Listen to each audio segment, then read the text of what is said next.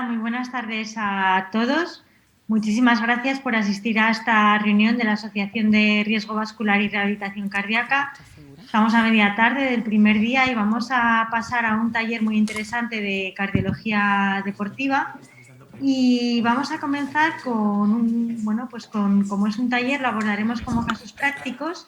Y el primero corre a cargo de María Dolores Masía, que trabaja en el Hospital San Juan de Alicante y ella es la responsable de la unidad de cardiología deportiva de IMED Levante, con lo cual pues los casos serán pues muy llamativos y espero que representativos para que puedan servir para vuestra práctica clínica.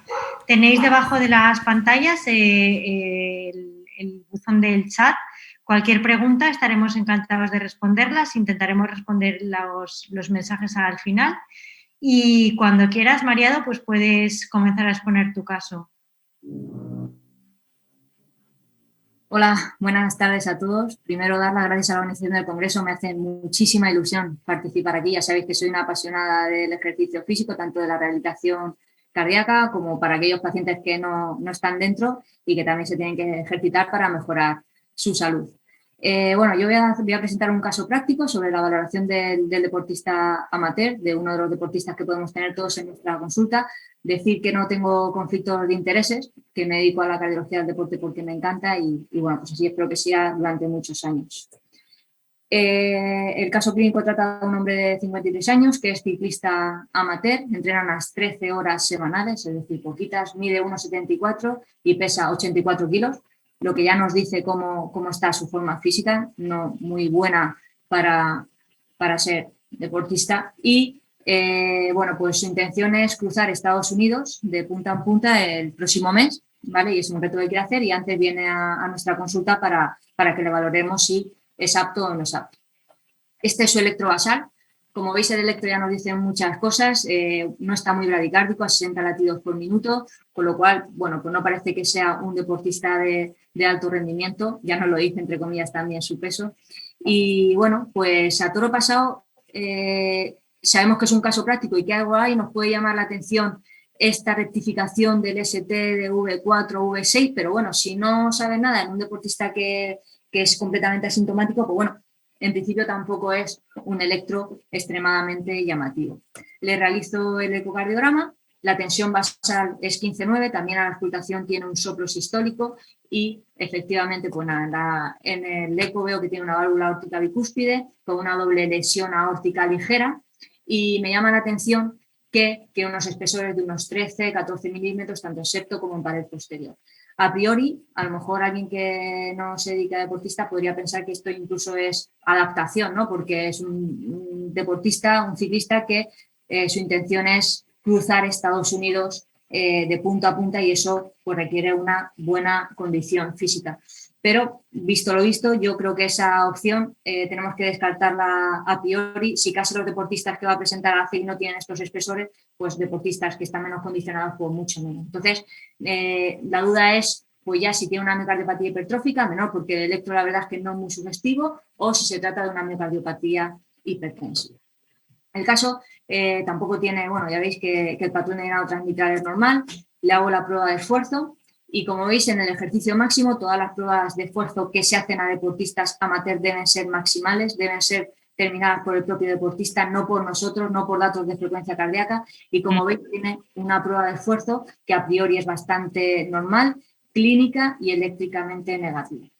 Como he dicho antes, una tensión de 15,9, la tensión arterial final ante un ejercicio maximal es de 210/40. No me llama mucho la atención al ser un deportista que, bueno, pues que está poco adaptado y además ante un ejercicio isométrico muy maximal como es la bici. Alcanza el 105% de su frecuencia cardíaca máxima prevista. Tampoco es que me importe o que le dé mucha importancia a los datos de la frecuencia cardíaca máxima prevista, pero también me dice que no está muy bien condicionado, muy bien adaptado y bueno, pues además tiene un consumo de 42,5 que no está muy allá y alcanza una potencia de unos 300 vatios. El protocolo que yo hago es, bueno, pues empieza a 25 vatios durante un minuto y a partir del primer minuto subo 12 vatios cada 5 minutos, de tal manera que son 25 vatios cada minuto. Bueno, pues dado estos resultados de la prueba, yo lo que le comento al deportista es que en principio bueno, pues que tiene un corazón que me parece un poquito más grande de lo normal, que las tensiones basales, ya sé que está en una consulta que puede ser también debido a bata blanca, pero están un poquito más altas de lo normal, y que ya que como esto es una consulta privada y cada prueba que añadas es dinero, no quiere hacerse un holter de tensión arterial, le digo que se tome las cifras tensionales y que me las comente para ver qué hacemos y que en una semanita o dos vuelva a la consulta.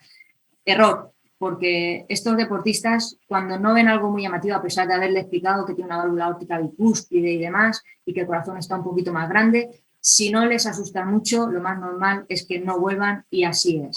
Al año siguiente, el deportista viene a mi consulta, no me había dicho nada de sus tensiones, y en esta ocasión se presenta porque tiene dolor torácico típico con el ejercicio y falta de rendimiento, disnea, que no tenía previamente cuando realiza su ciclismo habitual. Como veis, el electrocardiograma ha cambiado, ya tiene unas T negativas que el año pasado no tenía, de V3 a V6. Le realizo la eco, le hago la eco y también me parece que tiene un corazón diferente, me parece que está más hipertrofiado. Esto es lo bueno de seguir a los deportistas y de tener las ecos previas, que puedes comparar. Una rodilla septal de 17 milímetros, la CDI sigue conservada y bueno, la doble lesión aórtica sigue siendo ligera y ahora esta vez ya tiene alteración de la relajación. Le hago la prueba de esfuerzo para ver los síntomas que tiene con el esfuerzo y cómo es la respuesta eléctrica, y a la misma frecuencia cardíaca que en la prueba anterior del año pasado, lo que observo es un descenso del ST que previamente no había, acompañado de clínica del paciente de dolor torácico y falta de rendimiento. Además de eso, lo que observo es que tiene menos VO2, tiene un consumo menor de 30,3, alcanza menos VAS, también está menos vatios, también está más desentrenado por esta clínica que tenía, y la tensión tanto es normal con el ejercicio basal como con el ejercicio. Dados estos resultados, pues obviamente la primera prueba que me planteo es hacerle un cateterismo, porque tiene un dolor torácico muy típico, ese descenso del ST, es verdad que tiene un corazón un poquito más grande, pero siempre tengo más tiempo después de pedirle otras pruebas de imagen. En el cateterismo se encuentra un Milking NDA, bueno, una estenosis en el origen de la diagonal, pero es un vaso muy fino que en principio no le tendría que dar problemas. Ya aquí tengo la primera duda. Muchas veces nos encontramos esto en las coronarias, en deportistas, que muchas veces no sabemos cómo actuar. Y en el holter, le pido un holter y le pido que haga un poquito de ejercicio interválico mientras se dedica a subir escaleras. De hecho, sube escaleras a primera hora de la mañana y tiene esta salvita de ETV acompañada de mareo intenso con dolor torácico. Y bueno, lo describe muy bien. Entonces, la siguiente prueba que le pido, obviamente, es una resonancia.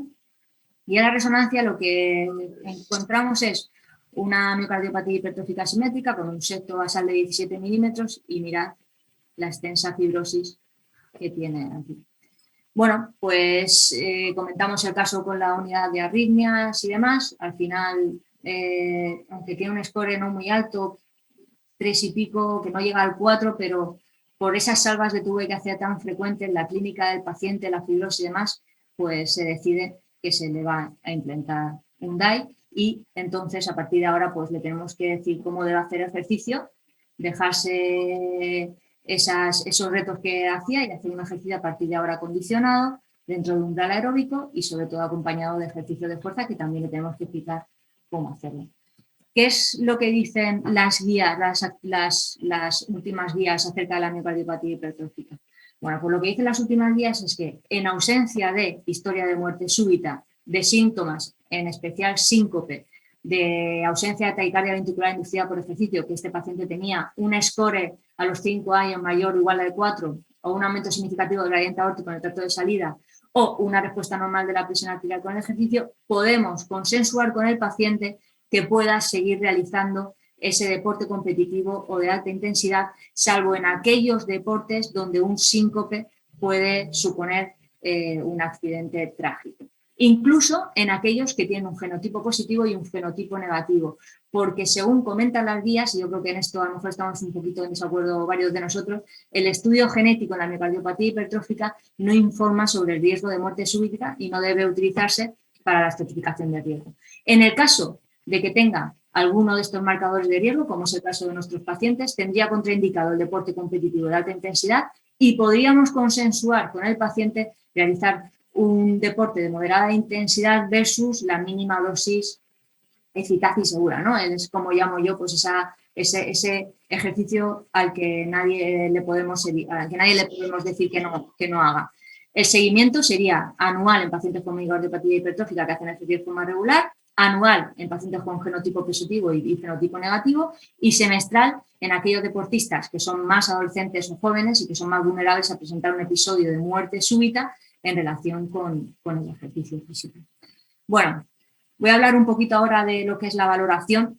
Ya he presentado el caso y voy a hablar sobre, bueno, pues cómo actuaría yo con este deportista en concreto. Lo primero, lo que nos dicen las guías también es que es nuestra obligación promover que la gente siga haciendo ejercicio físico, es decir, que debemos evitar el sedentarismo más absoluto a nuestros pacientes, siempre con un deporte bien adaptado a la valoración del riesgo del paciente. Tiene que ser una decisión consensuada, eso también lo dicen las guías, y también dicen que tenemos que dejarlo todo escrito en la historia clínica. Lo que yo siempre me pregunto es qué validez tiene que nosotros dejemos por escrito esta decisión consensuada en la historia clínica en el caso de que alguien tenga un evento fatal. Y yo creo que eso es una cuestión que poca gente nos va a poder resolver. En cuanto a la prescripción de ejercicio físico, bien, pues a aquellos pacientes o aquellos deportistas que hacen un deporte de alto nivel, competitivo, alta intensidad, realmente nosotros no les podemos decir muchas restricciones si queremos que sigan con ese deporte competitivo de alta intensidad. Tenemos que dar algunas recomendaciones, pero no podemos poner entre comillas limitaciones porque, entre comillas, sus entrenadores van a ser los que controlen todas las variables para estar bien entrenados y bien condicionados a este deporte de alta competición. En estos casos, como el deportista que he presentado, en el que hay una patología, bueno, pues ya tenemos que dirigir el deporte hacia una moderada intensidad o una mínima dosis eficaz y segura, y para ello es imprescindible que nosotros en la consulta hablemos de todas estas variables. El tipo de ejercicio que tiene que hacer, más o menos la frecuencia de entrenamiento, el volumen, la intensidad, que es fundamental, marcar la intensidad. De nada sirve que le hagamos restricciones en volumen si luego no vamos a controlar la intensidad.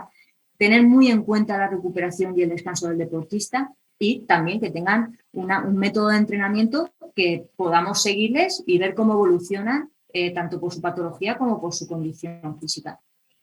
Este es uno de los fallos que yo más veo en la consulta. Ya sé que es un error hablar de los fallos, pero es que me parece que muchas veces, por ser un deportista de larga distancia, por hacer un trail, por hacer un maratón, ya la gente lo considera que es un muy buen deportista, que es un deporte de alta intensidad y que las cosas que vamos a ver en su corazón, en esa cardiopatía estructural, van a ser debidas al deporte. Y no es lo mismo ser un deportista de alta intensidad que hacer alta intensidad. E incluso que una persona haga un trail, una carrera de ultrafondo o un maratón no significa que esté bien entrenado y que sea un deportista de alta intensidad. Es más, quizás lo que deberíamos decirle a esa persona es que primero que se entrene bien y que ya llegaremos a hacer, pues eso, una buena carrera de maratón o de ultrafondo. ¿Qué preguntas me haría yo ante un deportista amateur? Primero, saber qué nivel tiene el deportista. Y para saber qué nivel tiene el deportista tienes que tener datos de carrera, datos de competiciones, datos de entrenos, para ver si esas adaptaciones cardiológicas que puede tener se corresponden al nivel del deportista que tenga. Y luego esto nos sirve para valorar el riesgo del paciente porque ante un mal condicionamiento, yo creo que el riesgo del paciente global también va a aumentar en caso de cardiopatía estructural. Preguntas que tenemos que hacer. Obviamente, ¿qué tipo de deporte hace? Yo creo que una pregunta imprescindible para valorar al deportista amateur es si compite o no compite. Me da igual que sea en el ranking del club. Si un deportista compite, siempre va a tener un estrés que no se produce en caso de no competición. También debemos saber cómo controlar sus entrenos. Si tiene entrenador, siempre es un síntoma de calidad a la hora de hacer ejercicio. Y también tenemos que saber cómo controlar la intensidad una vez que ya hemos valorado el riesgo. No sirve nada de que le demos los umbrales si luego él no va a saber utilizarlos. ¿Qué tipo de deporte realiza el sujeto? Ya sé que en las guías habla la clasificación de Mitchell, las anteriores, ahora la de las europeas, otra clasificación, pero yo creo que es más fácil dividirla en deportes cíclicos y deportes acíclicos. ¿Por qué? Porque los deportes cíclicos son aquellos en los que se repite la secuencia de movimiento y vamos a poder controlar la intensidad de ejercicio que se realiza. Eso no ocurre en los deportes acíclicos. En fútbol, tenis, balonmano, son deportes que dependen de las variaciones en acciones, en la intensidad, en la duración de la acción en ese momento y nosotros no vamos a poder tener una manera de controlar esos entrenamientos o esas competiciones. No les podemos decir que entrenen a una frecuencia cardíaca o que no pasen de un determinado umbral, porque los deportes acíclicos dependen precisamente de ellos. Esto también lo digo porque muchas veces ante deportes como puede ser el pádel o el tenis, veo que se les permite realizarlos de manera bastante habitual, antes que incluso correr, porque piensan que, bueno, que van a pasar 2 bolillas y que no les va a suponer pues, mucho desgaste físico. Yo creo que eso es un error. Todo deporte acíclico, controlar la intensidad de entrenamiento va a ser muy difícil. ¿Cómo son los entrenamientos de la persona que tenemos delante? Realiza resistencia, realiza el trabajo de fuerza. La flexibilidad nos da un poquito más igual, pero la resistencia y la fuerza tenemos que saber cómo la hacen y si la hacen. La fuerza es la gran infrautilizada del entrenamiento, sobre todo en deportistas amateurs. Yo, de mi consulta, la mayoría dice que odia los hierros, así lo dicen tal cual, y ninguno entrena fuerza, y eso es un gran error.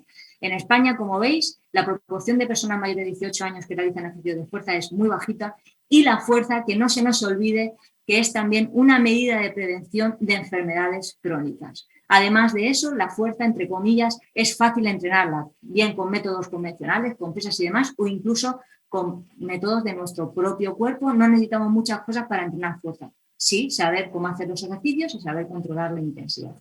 En cuanto a los ejercicios de resistencia, tenemos que saber si esa persona que hace un deporte cíclico, en este caso, realiza entrenamientos continuos, es decir, siempre va corriendo a la misma frecuencia sin hacer ejercicio de alta intensidad, o realiza entrenamientos fraccionados. Dentro de los entrenamientos fraccionados, la máxima exposición es el HIIT, que es un ejercicio interválico de alta intensidad que se hace en la fase 3 de inestabilidad metabólica, por encima del 85-90% del V2 max. Es un ejercicio que se hace con series prefijadas, 4 o 10 intervalos, donde se alternan ritmos de muy alta intensidad con ritmos de recuperación. Y lo que se pretende es mejorar el V2 max, el BAM y el PAM. Esto sería un ejercicio de alta intensidad. Pues eso, un ciclista que se pone a tope durante X segundos, como mucho un minuto, y luego hace su recuperación total. El HIIT, del que hablan muchos deportistas y se habla también incluso en rehabilitación cardíaca, para hacer un HIIT verdadero hay que estar altamente entrenado. Incluso algunos de nosotros que hacemos bastante deporte no haríamos un HIIT bien hecho, porque se necesita muy buena condición física para poder hacerlo.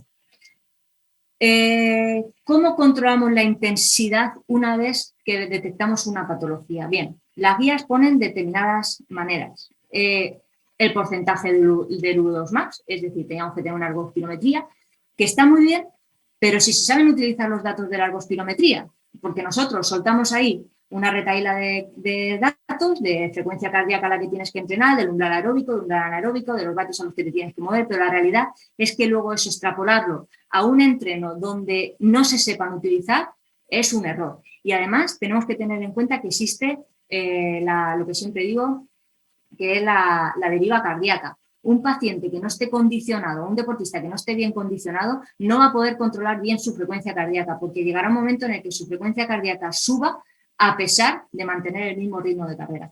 Luego nos propone más datos, la frecuencia cardíaca máxima, sobre todo en mujeres la tenemos muy alta. La frecuencia cardíaca de reserva, bueno, aquí se tiene en cuenta la frecuencia cardíaca de reposo, ya tiene más datos. Y luego también, oye, pues mira, están las escalas de sensación de esfuerzo percibido, que esto, si con un buen entrenamiento, también se sabe controlar. ¿Qué es lo que yo digo siempre? Bueno, lo primero es que no todo el mundo, y la mayoría de hecho no lo tiene, una ergospirometría para poder decidir cómo controlar la intensidad del paciente. Los datos de frecuencia cardíaca máxima prevista yo no os aconsejo que los utilicéis nunca. Entonces, si estáis en vuestra consulta, no tenéis un ergospirómetro para hacer una buena prueba de esfuerzo, lo que tenéis que decir al paciente, si queréis que entrene dentro del umbral aeróbico, dentro del umbral de, entre comillas, de cierta seguridad, es que vaya a un nivel conversacional fluido realista, es decir, que no pueda mantener una conversación fluida sin fatigarse. Además de eso, también se pueden usar las escalas de sensación de esfuerzo percibido. Lo que sí que tengo clarísimo es que nadie puede deciros que a un porcentaje de frecuencia cardíaca que sea para todos el mismo va a ser una zona de seguridad del paciente. Las recetas de ejercicio físico no existen. Existen menos con patología, y ante patología sobre todo tiene que ser un ejercicio físico individualizado. Como, bueno, para ya terminar y no irme de tiempo, voy a dar unos mensajes finales. Primero, saber que para justificar las adaptaciones cardiológicas al deporte, sobre todo en los deportistas amateur, porque los deportistas profesionales deben estar bien adaptados, se debe conocer bien el perfil del deportista, que ante la falta de pruebas complementarias, como puede ser la oximetría, las escalas de sensación de esfuerzo percibido, pueden ser una buena herramienta para controlar la intensidad del ejercicio, que la valoración de riesgo parte de nosotros, pero que creo que tenemos que ir integrando más a los profesionales del ejercicio físico para que controlen los entrenos de estos deportistas. Para mí eso es fundamental. Siempre es mejor hacer algo ejercicio que nada y que, bueno, que el ejercicio físico, pues yo creo que es el tratamiento más infrautilizado del mundo y el que más beneficios tiene con menos riesgos. Y luego, pues decirle a nuestros pacientes que entrenen la fuerza, que si tienen solo 10 minutos al día, que entrenen la fuerza, que consulten, que es fácil hacerlo y que les va a evitar en un futuro pues bastantes enfermedades, sobre todo la sarcopenia. Nada más, muchas gracias y quedo luego a expensas de las preguntas que nos podáis hacer. Pues muchísimas gracias, Mariado. Ha sido una presentación muy bonita con unos mensajes, yo creo que muy para llevar a casa y para nuestras consultas. Y dejaremos las preguntas para el final, para que pueda hacer la presentación Araceli Boraita, que bueno, pues tengo el lujo de compartir con ella la coordinación del grupo de trabajo de cardiología del deporte. Ella es el alma de la cardiología del deporte en este país y un gran referente nacional. Trabaja en la Agencia Española de Salud para el Deporte, con el Consejo Superior de Deportes. Además de cardióloga, es médico especialista en deporte, médico del deporte. Y bueno, pues va a pasar a darnos una presentación también con un enfoque muy práctico, porque esto es un taller. Así que, Araceli, cuando quieras, estamos esperando escucharte y, bueno, pues a los que estéis escuchando, daros ya no solo animaros a que preguntéis, sino la oportunidad de hacer preguntas con Mariado y con Araceli que bueno, que no se tienen todos los días, o sea que animaros. Bueno, muchísimas gracias, Amelia, por tu preciosa presentación y, como no, agradecer a los organizadores de esta reunión de riesgo vascular y rehabilitación, que a pesar de todas las dificultades se está llevando a cabo y está siendo, estoy segura, que un éxito. Yo en este taller, pues como veréis, quiero responderos a 3 preguntas. La primera, ¿cuál es el límite de la adaptación fisiológica al deportista?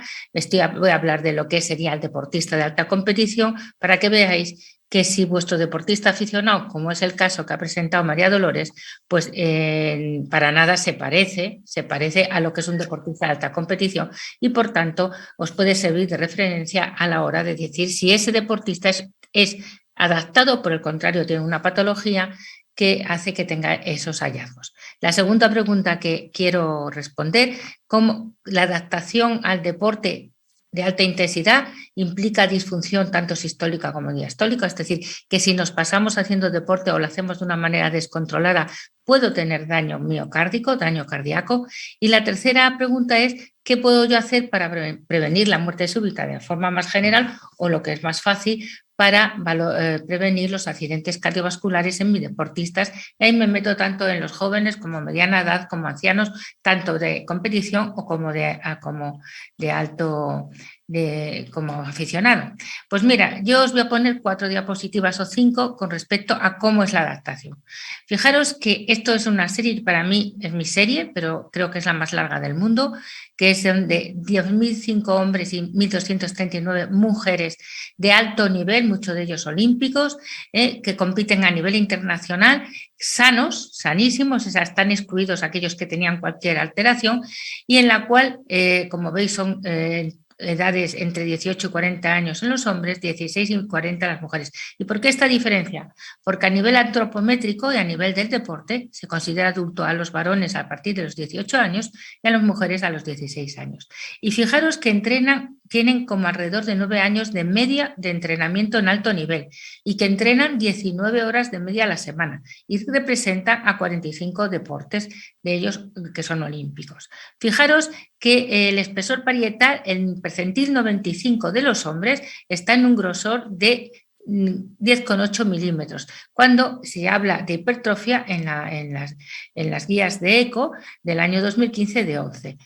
Solo un 4% de estos deportistas de alto nivel tienen más de 11 milímetros de grosor. O sea, este caso que ha presentado ya Mariado de entrada, teniendo en el primer ECO 13, en el sexto y 13-14 la pared posterior, ya os digo yo que eso a mí me mosquearía, porque eso se sale, por supuesto, como veis en esa gráfica, de esa media, porque es excepcional que un deportista altamente entrenado de alto nivel, varón, tenga más de 13.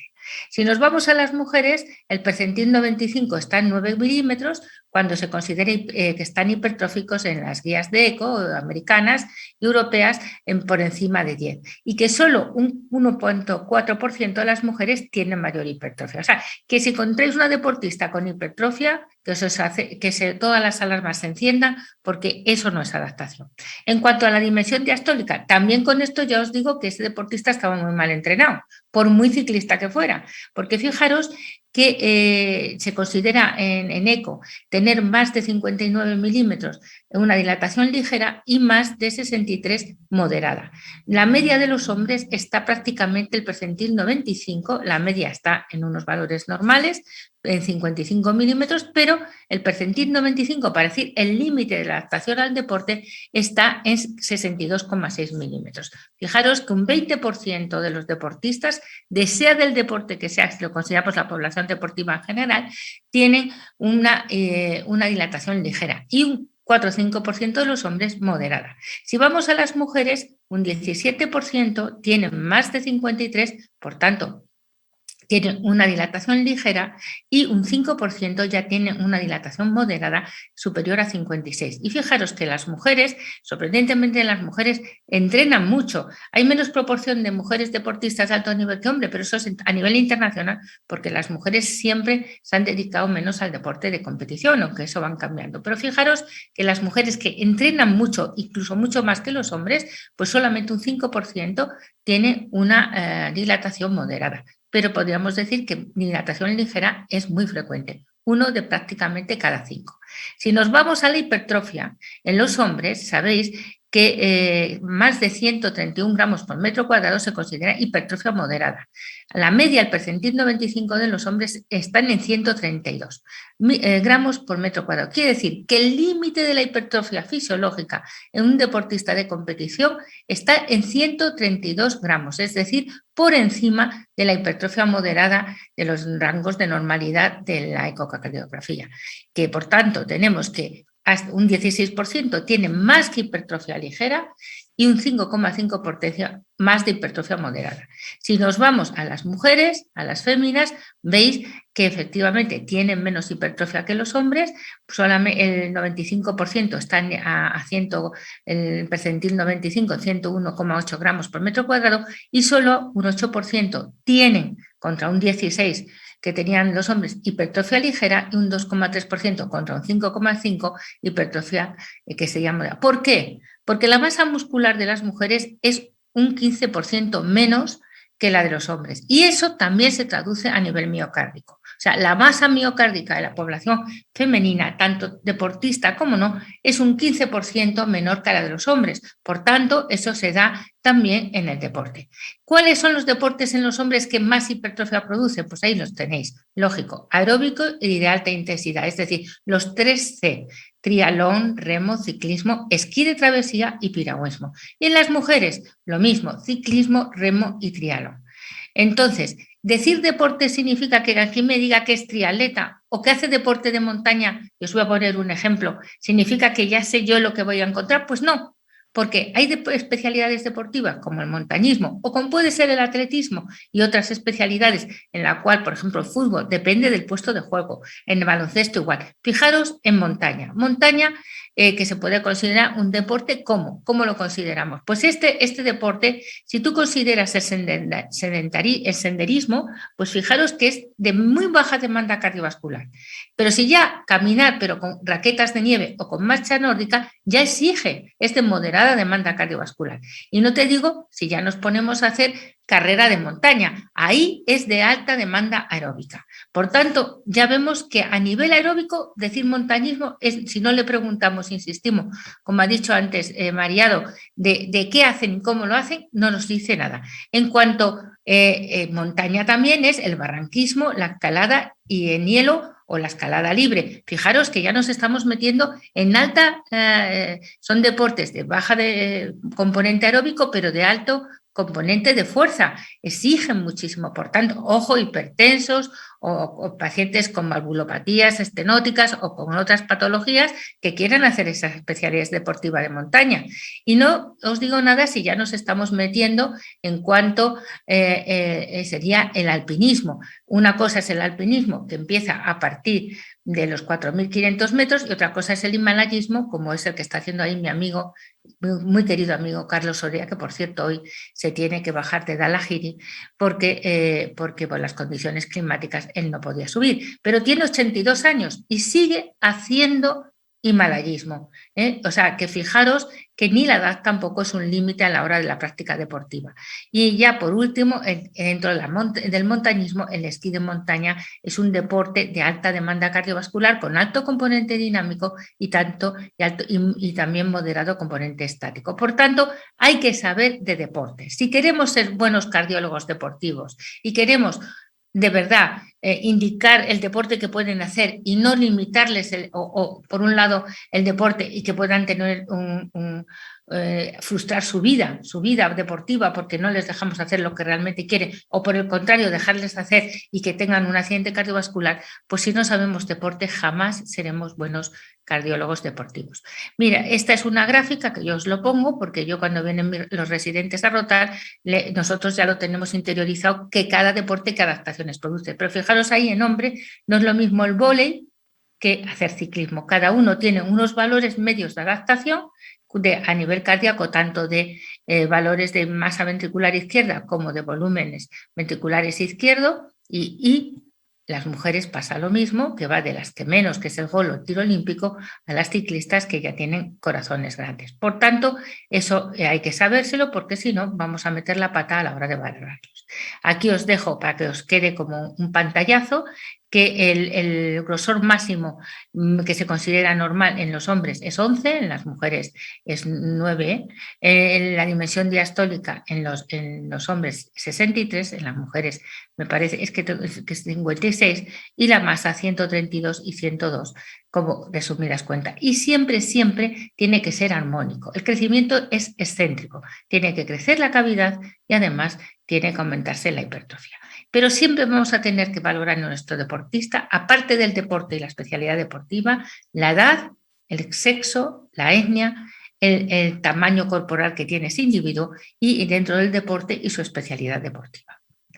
Bueno, para que veáis que esto cambia a lo largo del tiempo, yo os pongo los datos en estas dos gráficas de un atleta de fondo de alto nivel, que cómo cambió entre los 27 y los 37 años. Perdonad que se me ha ido. Fijaros que en la pantalla, en la gráfica de arriba, pues tenemos de 2007, en el año 97 al 2008, cómo los espesores parietales han ido progresivamente en aumento. Es decir, aunque sea un deporte que tiene bajo componente estático y alto dinámico, fijaros cómo el grosor parietal sigue aumentando a lo largo de los años. Pero, sin embargo, el volumen no, el volumen lo tenéis en la gráfica de abajo, el volumen llega a un momento que ya estás muy bien adaptado, ya no tiene por qué crecer más las cavidades cardíacas ni dilatarse más, pero sí aumenta la hipertrofia porque ventricular izquierda, porque ha ido aumentando progresivamente los grosores parietales. Mirar que hay un bajonazo en el año 2001, es que este deportista estuvo lesionado y cuando se lesiona, los deportistas involucionan. Eso te está diciendo que la hipertrofia es fisiológica. La hipertrofia que no es fisiológica no involuciona. Quiero aclarar con respecto a las hipertróficas que yo tengo una miocardiopatía hipertrófica, hago deporte, a esa hipertrofia se me va a asociar la hipertrofia fisiológica y lo que cuando lo desentreno desaparece o disminuye es la hipertrofia fisiológica, no la miocardiopatía hipertrófica. Y eso no me va a decir a mí que no tiene una miocardiopatía hipertrófica. Eso hay que tenerlo siempre en cuenta. No vale que me baje 2 milímetros o 3 y pues ya no tiene hipertrófica. No, la tiene y lo que se le ha caído o se le ha quitado es la hipertrofia de la adaptación al deporte. Segunda pregunta, y esperar que no sé cómo voy a ir, porque justo me está tapando por aquí. Esperar, a ver. No sé cómo hago esto. Bueno, es que mal. Esperar, que es que tengo justo a todas las... Bueno, no sé cómo lo voy a hacer. A ver, por favor, necesito que se pongan las... ahí. Que se pongan nuestras, nosotras, o sea, los que nos, ahí, eso, ya, listo, para poder ir a la diapositiva, perfecto. Entonces, no podía darle al clic de adelantar diapositivas porque no lo veía. Bueno, sabemos que el ejercicio, voy a responder si el ejercicio intenso puede ser perjudicial para la salud cardiovascular. Cuando tú haces un ejercicio intenso, y no me meto cuál, pues se produce un aumento de la contractilidad con aumento de la fracción de eyección y acortamiento fraccional con un aumento secundario de la frecuencia cardíaca. Y eso es debido porque se produce una descarga y un aumento de la actividad simpático-adrenal y además aumenta las catecolaminas circulantes. Si eso yo lo reitero y lo mantengo en el tiempo, me paso, llegamos a una disregulación de los beta receptores, a un descenso con el ejercicio, en vez de producirse un aumento de la fracción de eyección y acortamiento fraccional, se produce lo contrario, el efecto inverso, un descenso de la fracción de eyección y de la frecuencia cardíaca, del acortamiento, perdón, y del acortamiento fraccional, y llegamos a una situación que llamamos fatiga cardíaca aguda. De ahí que los trabajos, por ejemplo, en la miocardiopatía ritmogénica del grupo inglés, está diciendo que no aumentar con una prueba de esfuerzo más de un 15% la fracción de eyección durante un ejercicio en un paciente que sospecha miocardiopatía ritmogénica o dilatada o la que tú quieras, pues eso ya es un signo de que eso no es una adaptación al deporte, sino todo lo contrario, es una patología. De hecho, los efectos adversos cardiovasculares del ejercicio de endurance de alto componente aeróbico, pues ya están descritos desde hace ya bastantes años, casi 10 años, y en este trabajo se ve cómo las troponinas suben y aumentan después de un ejercicio intenso. Fijaros que aumentan de manera inmediata, pero afortunadamente a las 24 o 72 horas esos valores se normalizan. Pero eso se repite en el tiempo. Ojo, que yo he llegado a tener a un corredor de estos de Drive Aventura que ha ido 3 veces a la UBI porque se ha metido en insuficiencia cardíaca por pasarse en el entrenamiento. ¿Y cómo se afecta la contractilidad, sobre todo del gran sufridor, que es el ventrículo derecho? Pues cuanto más larga sea la carrera a la que nos estamos, o más horas estamos realizando ese ejercicio, es decir, que si yo hago el Ironman o el ultra triatlón de Hawái y lo hago porque estoy bien entrenado en 8 horas y media, voy a tener menos efectos o menos daño que aquel que lo hace en 14 horas. ¿Por qué? Porque él es el que lo hace en 14 horas, está peor entrenado y va a tener caída de la fracción de eyección y de la contractilidad del ventrículo derecho y el ende también del izquierdo. De hecho, André Laguerre valoró cómo se induce la disfunción en el ventrículo derecho y cómo cambia el remodelado estructural en atletas de resistencia y demostró que realmente el que se dilata después de un ejercicio intenso es el ventrículo derecho, que eso repercute en el ventrículo izquierdo, que disminuyen los volúmenes y por tanto se está en una situación de déficit y que hay una afectación tanto a nivel sistólico como diastólico. Y este otro trabajo que está hecho en mujeres, de los poquitos que hay mujeres corredoras de maratón, en que se hizo el estudio a través del Doppler tisular, vieron cómo en estas mujeres, que todas eran sanas, pues post ejercicio se producía una alteración transitoria del llenado ventricular, que era muy independiente de la frecuencia cardíaca, pero que esas alteraciones que veíamos con el strain, pre y post carrera, pues se normalizaban entre 24 y 26 horas post ejercicio. Yo creo que está quedando claro que hacer ejercicio intenso puede tener efectos cardiovasculares y que esos efectos van a ser más perjudiciales cuanto en peor forma física esté yo y cuanto peor esté entrenado y adaptado. En cuanto a la famosa fibrilación auricular asociada a deportistas veteranos, eso vale en aquellos que son recreacionales y aficionados, en el que no se sabe muy bien cómo se han adaptado y cómo están entrenados, porque realmente en la alta competición es raro, poco frecuente, encontrar fibrilación auricular. ¿Por qué? Porque estos deportistas son la Fórmula 1 y ya nos encargamos nosotros de que estén bien entrenados, no se sobreentrenen nada más que lo justo y necesario y que no tengamos malas adaptaciones. ¿Qué pasa? Ahí tenéis en este esquema, que es muy bonito, que lo podéis ver este trabajo, en el que lo de la izquierda un corazón normal, en el medio un corazón bien entrenado, ahí puede aumentar un poquito la fibrilación auricular, pero muy poco. Este sería el caso a lo mejor de un deportista altamente entrenado de competición, y en la derecha tenemos un corazón ya pasado de vueltas, en el que hay una cardiomegalia franca, que las aurículas son enormes, que el ventrículo derecho no está tan adaptado como tenía que estar adaptado, que el ventrículo izquierdo está más dilatado que lo que le corresponde, y que en este caso, como vemos en la gráfica de la derecha, como hay el volumen de la aurícula izquierda es un determinante de la aparición de fibrilación auricular. Cuanto más dilatada tengamos la aurícula izquierda, más probabilidades tenemos de que desarrolle a lo largo de su vida fibrilación auricular. ¿Qué hay que hacer con estos deportistas? Pues nunca pararlos. Nunca pararlos. Hay que decir que tienen que seguir haciendo un poquito de ejercicio aeróbico. Ellos funcionan más, mejor y más cuando tienen volúmenes altos. Por tanto, este deportista tiene siempre que entrenar para que tenga unos volúmenes un poquito altos, bien hidratados siempre, para que esas aurículas estén llenas, para que esas aurículas no se queden arrugadas y que es lo que pasa cuando de repente dejo de entrenar, me paro, vuelvo a tener volúmenes muy bajos y esas aurículas están flácidas, fofas, y es donde aparece la fibrilación auricular. En cuanto a qué hace el ejercicio intenso sobre la hemostasia, todo el mundo está hablando de que es muy bueno hacer ejercicio porque disminuye el riesgo de trombosis y de embolias. Eso es verdad si tú haces un ejercicio por debajo del umbral anaeróbico, es decir, por debajo del 80% de su umbral anaeróbico, que viene a corresponder entre el 68 al 70% del consumo máximo de oxígeno y el 82% de la frecuencia cardíaca máxima.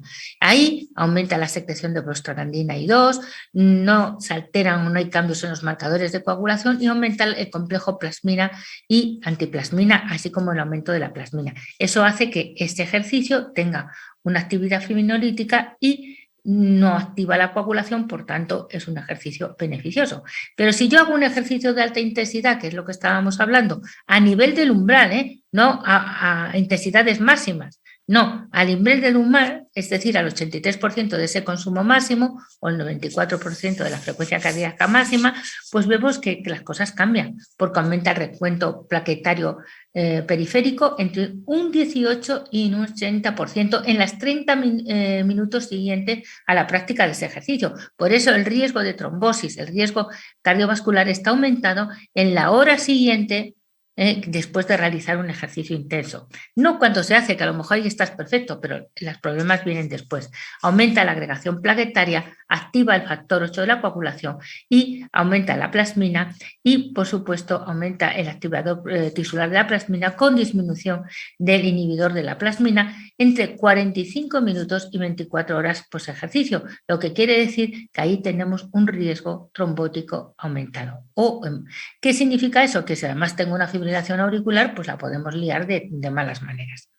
En cuanto es malo, pues este trabajo que todos conoceréis, o la mayoría, que es el famoso trabajo de Copenhague, en el cual se vio cómo el hacer jogging, en este caso carrera a pie, y él tenía relación o no con, según la intensidad, con el tiempo con la mortalidad cardiovascular. Y estaba claro que si yo hago ejercicio de muy alta intensidad, tengo casi la misma mortalidad global que los pacientes sedentarios. O sea, no me va a mejorar nada, sino que voy a estar igual de riesgo de tener enfermedad por todas las causas. Pero si además esto lo corrijo en relación a la intensidad del deporte, si es ligero, moderado o extenuante, fijaros que solo estoy protegido hasta el ejercicio moderado. El ejercicio extenuante no solo me protege, sino todo lo contrario, que es además me aumenta el riesgo cardiovascular.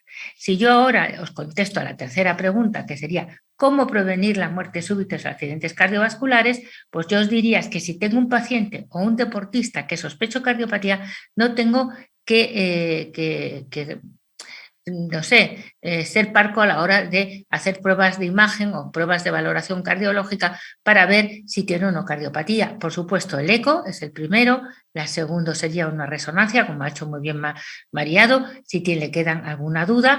Tercero, técnicas de imagen, como son la perfusión miocárdica, puede ser también una resonancia de estrés.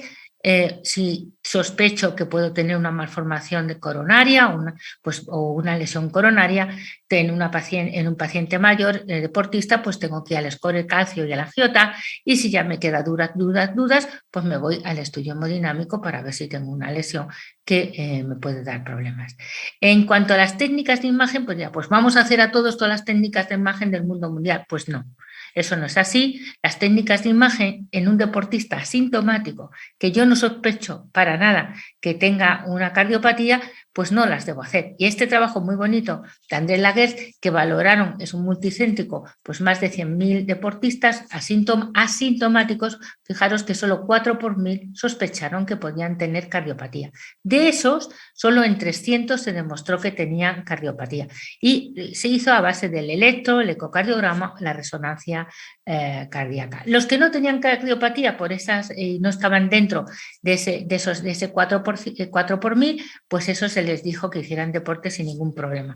Mientras que a los otros que se sospechó cardiopatía, a algunos se les excluyó del deporte o se les hizo intervención cardiológica para que pudieran luego hacer deporte, y hubo que hacerle repetir las imágenes a los 12 meses al año, o sea, un control del entrenamiento y una periodicidad a la hora de la evaluación cardiovascular. No vale hacer una sola vez un reconocimiento y ya eres sano y tú puedes hacer lo que tú quieras en la vida, no, porque las cosas cambian con la edad y con la intensidad y el volumen de entrenamiento.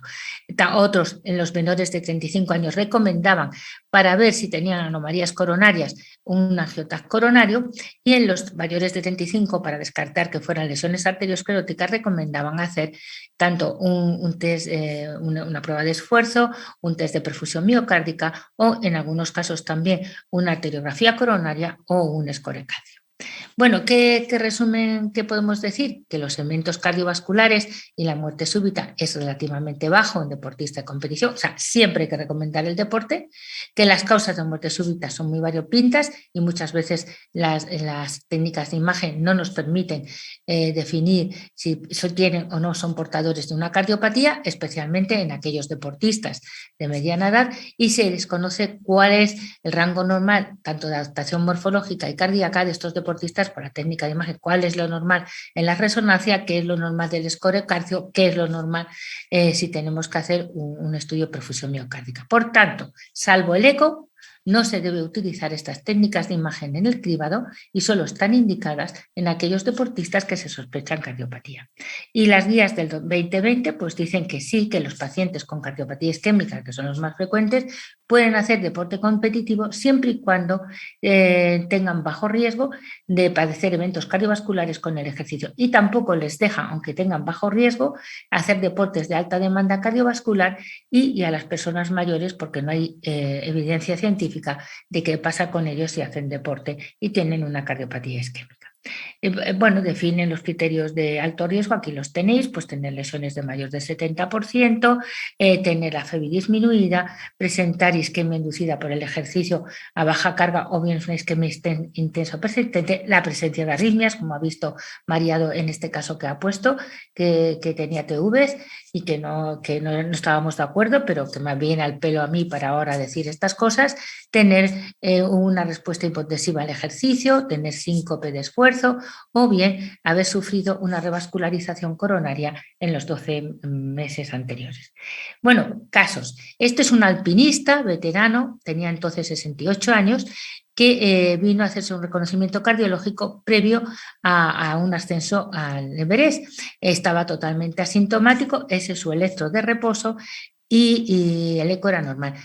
Si miráis el electro veis que tenía Qs en cara inferior. Es que este alpinista ya a la edad de 48 años más o menos, pues tuvo un infarto en el Himalaya, en el Everest, y hizo un infarto pequeñito, un infarto inferior que se recuperó, pero ahí tiene su cicatriz de infarto. Es decir, que este es un isquémico que ya viene arrastrándolo desde la edad de los 45 años.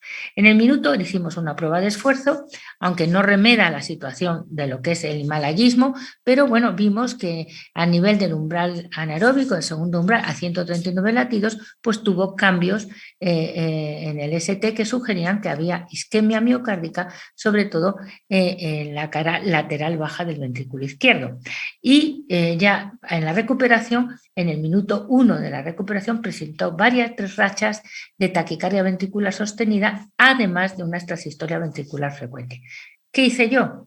Pues no me lo pensé 2 veces, ni isótopos ni nada, se iba a ir al Everest. Pues hice directamente una coronariografía en la que podéis observar, como veis, una lesión severa en el tercio proximal de la DEA. Estaba totalmente asintomática y su idea era irse al Everest, y si no me pongo un poco farruca, le digo que no se va y no le doy el acto sin un cateterismo, pues hubiera ido. Fijaros si esto le da un infarto, un accidente isquémico en el campo base, no os digo más alto, bueno, pues a lo mejor no la cuenta. Entonces se le hizo una angioplastia, se le colocó un stent y quedó perfecto.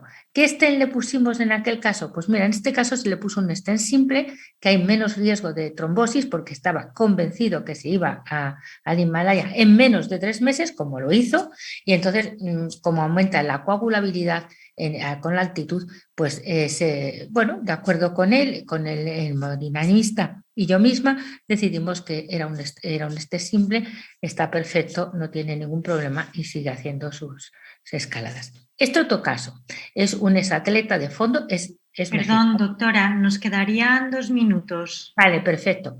Ya estoy acabando. Es 38 años, había sido corredor de fondo de alto nivel mexicano, se había venido a España por razones de trabajo y dice que tiene molestias atípicas cuando corre ahora a pie, pero que lo hace en plan recreacional. Este es su eco y en el eco podéis observar que lo que tiene es una miocardiopatía hipertrófica apical, pero como ha sido siempre deportista, función diastólica perfecta. Le hago la prueba de esfuerzo, llegó a 178 latidos por minuto y como veis, pues tiene cambios tanto en cara inferior como en cara lateral baja y tiene cambios recíprocos, con lo cual estaba claro que esta persona tenía isquemia. Le digo, como dijo, esto no es nada, si esto no es nada, voy a entrenar. Fijaros que esto es un Holt entrenando, como es distinto hacer una prueba de esfuerzo que lo que tú realmente sufres y cómo se adapta el organismo cuando tú estás haciendo un entreno de verdad. Fijaros que entrenando a 141, los cambios tan bestiales que tenía en CM5, que equivale a V5. Te ponen los pelos como escarpa. Dice, bueno, no le ha pasado nada porque Dios es bueno. Hicimos unos isótopos, realmente parecía que estaba todo bien, aunque parecía que a nivel septal ahí y apical había algún defecto de perfusión, pero el resto era maravilloso. Pero le pedí un score calcio, por supuesto negativo, le hice un AZ coronario y tenía un segmento intramiocárdico poco profundo, pero largo, de 2 centímetros de longitud en la DEA media, y además confirmaron que tenía una lesión pequeñita en las diagonales, pero que no producía ningún problema y que tenía una miocardiopatía hipertrófica apical. Que le dije, lo siento muchísimo, atletismo competitivo se te ha acabado, vas a entrenar y vas a entrenar a nivel recreacional por debajo de un umbral anaeróbica. Conclusiones, pues que el deporte de alta intensidad puede producir situaciones de riesgo, sobre todo en sujetos que tienen anomalías cardiovasculares, que es fundamental hacer un diagnóstico precoz de esas cardiopatías si queremos disminuir el riesgo, que los avances tecnológicos, las nuevas técnicas de imagen nos van a permitir ese diagnóstico precoz y fiable, y que en deportistas con cardiopatías que a veces el manejo es difícil, difícil, pues el abordaje es multidisciplinar, requiere un conocimiento experto para la actitud deportiva y sobre todo tiene que ser individualizado y siempre con el consentimiento por parte de las partes. Muchas gracias.